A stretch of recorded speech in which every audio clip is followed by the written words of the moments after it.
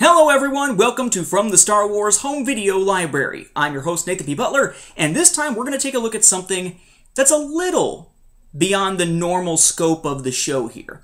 We are looking at something that is a VHS release, which isn't abnormal, something that is a release of the classic trilogy, also not abnormal, something that is a boxed set, also not abnormal at all. However, remember that some of the ground rules from this show had to be laid out a little while ago because of some trolls and whatnot, and in general, this series does focus on American releases. So we're talking about American releases of VHS tapes, Laserdiscs, CEDs, whatever. Format isn't the big issue here, so much as it's the focus on American releases, because, for instance, you couldn't find a VHS copy in the US of Revenge of the Sith, but other markets did have them. You also have plenty of foreign language releases in other parts of the world. The American market generally doesn't have them. That's why something like that Navajo edition of A New Hope is a big deal when it gets a wide release inside the United States. However, I have also said that it's from the Star Wars Home Video Library, and that library means a couple of things. One being the breadth and scope of what's out there to the extent that I can cover it or go into detail with it, but also that library means this. The collection that I have behind me here, where I'm drawing the example items from that we're covering throughout the course of this series. As such, for instance, that meant that we could cover the Malaysian VCDs from 2000 because they're part of that collection. They're not American releases. They're part of the collection, and something that I felt was noteworthy because we don't really see VCD releases in the United States. So if something is noteworthy from outside the US and as part of the collection, it can become part of the show. And this time, boy, do we have an awesome release as part of the show. Now, we should keep in mind some things here about box sets of the Star Wars films, or at least the classic trilogy films, okay? First off, there were none ever released on CED or on Betamax. The first to be released as a boxed set was on VHS in 1990 from the CBS Fox label. One of the most important VHS releases in the United States was that special letterbox collector's edition in 1992 that basically included the widescreen versions of A New Hope, The Empire Strikes Back, and Return of the Jedi as they existed in 92 pre-special edition, and a copy of From Star Wars to Jedi, The Making of a Saga, along with the physical items of basically a little message from George Lucas, kind of like a certificate type thing, and an abbreviated copy of George Lucas, The Creative Impulse, focusing just on Star Wars. We would eventually get an even bigger box set of the Star Wars films on VHS in the United States in 1997.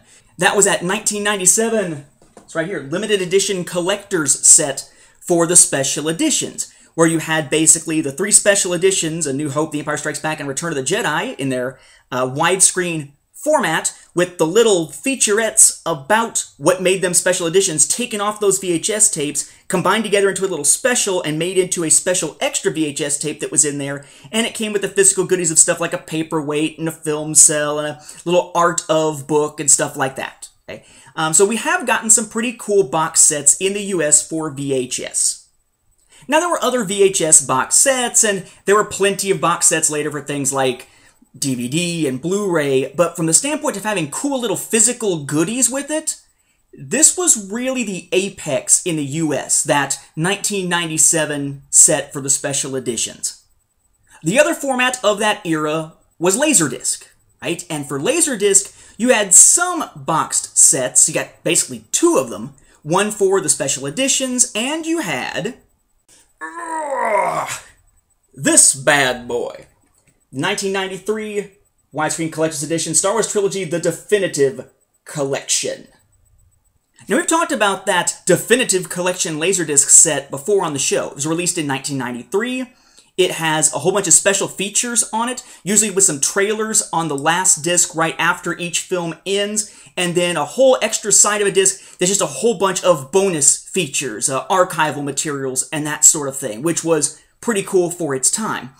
But we noted, when talking about that the little special features to be found on that were never re-released or reissued in the US on VHS or any other medium. In fact, when those THX Remastered Definitive Collection Laserdisc versions of the films were carried over into the 1995 THX Remastered Edition releases on Laserdisc, not only was there no box set, but all the bonus features were gone. It was just that standard 1995 interview with George Lucas.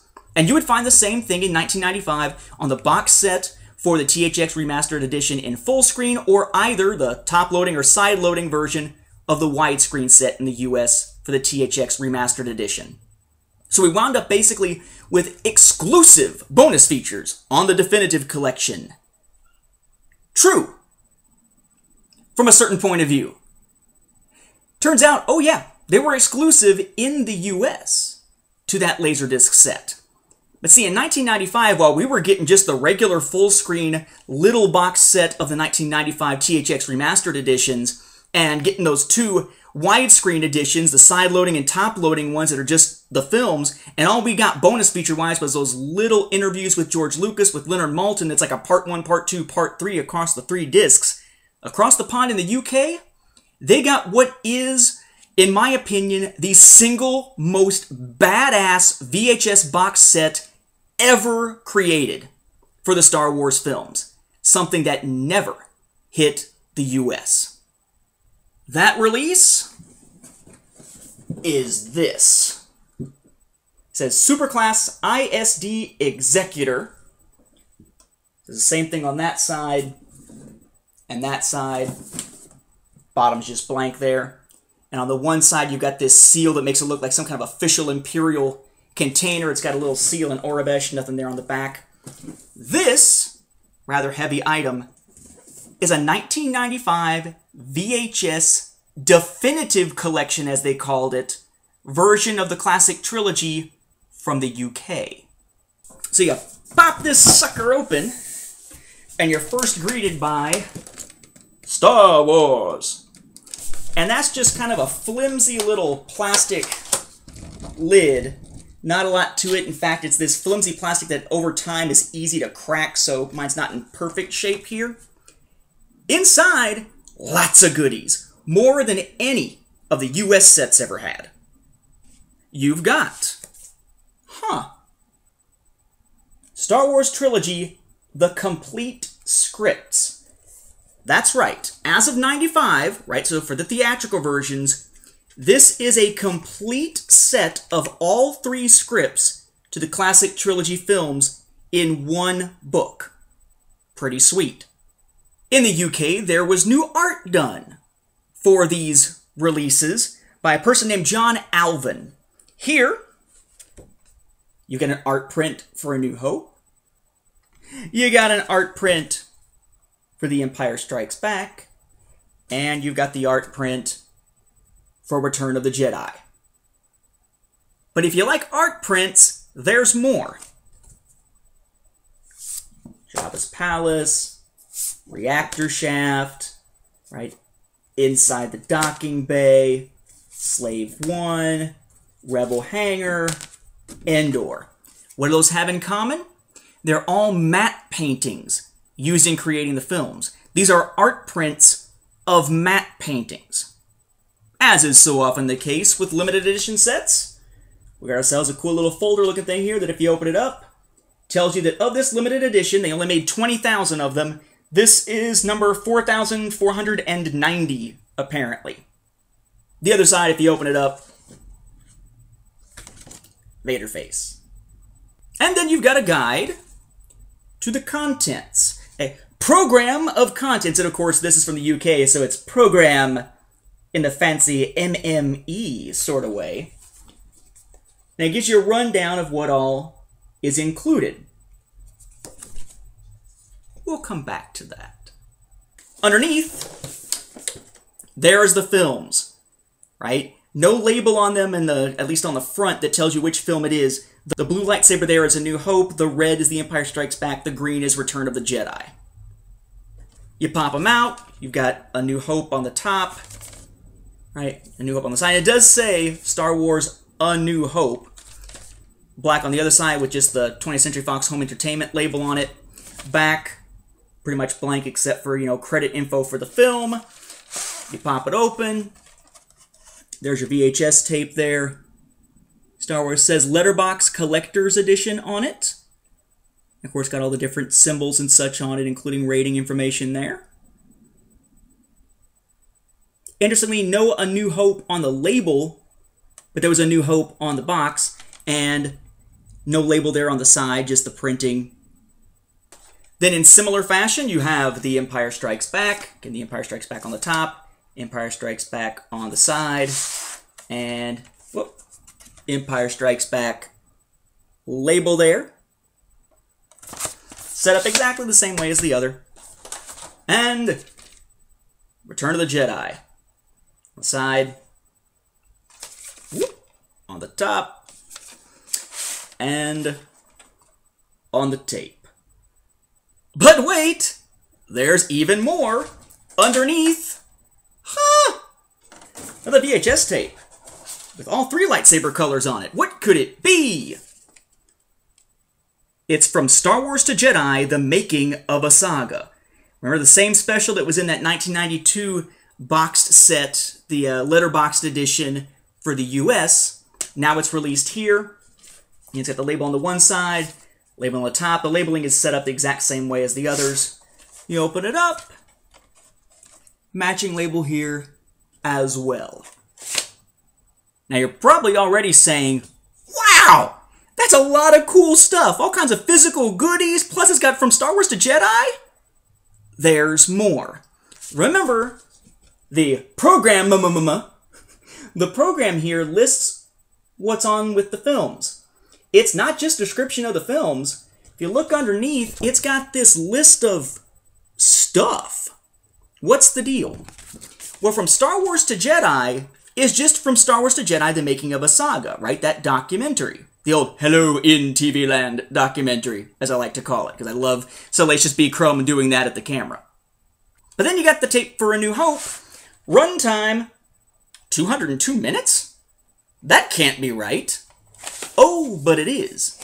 That VHS tape includes The Making of Star Wars, right? That special that's also now included on that last disc of the Complete Saga Blu-ray set. That's on there. But so are a ton of trailers. The one from '77, the 30-second TV spot, the 1978 re-release trailer, the theatrical trailer from '78 detailing the Academy Awards, for the 1981 re-release, the 1982 re-release, right? All those trailers on here, and War Stories, an interview with George Lucas, which includes, and I'll have to read this here, original concepts for Star Wars, writing Star Wars, aerial dogfights in Star Wars, C-3PO and Darth Vader, Harrison Ford, and Carrie Fisher as subjects. Then we have a Star Wars gallery of basic concept art narrated by Ralph McQuarrie, followed by a tour of the Lucasfilm archives, conducted by archivist Don Byes and C-3PO. Wow, a lot of stuff on that one tape. Then you got The Empire Strikes Back. Empire Strikes Back has SPFX, The Empire Strikes Back, right? That feature that's now on the Complete Saga Blu-ray set in the US, along with tons of trailers again.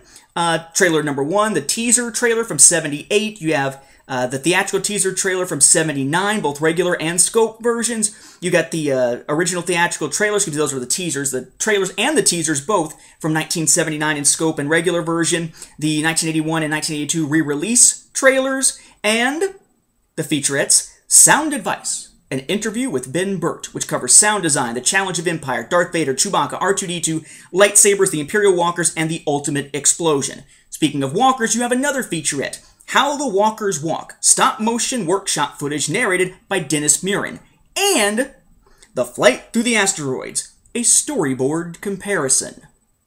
And that's still not all, because you still have the Return of the Jedi VHS here.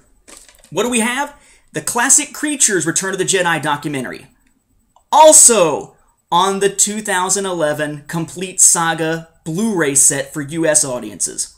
Along with the theatrical teaser and test from 1981. That's the scope version, the theatrical teaser / final version from 1981. The theatrical trailer from '82. And the ABCs of Jedi Effects, an interview with Dennis Muren. And Jedi Videomatics, a moving storyboard narrated by Ken Ralston. And, I kid you not, Lepti Neck, a music video from Jabba's Palace. holy Sith, so to speak. That is a ridiculous, insane amount of bonus materials.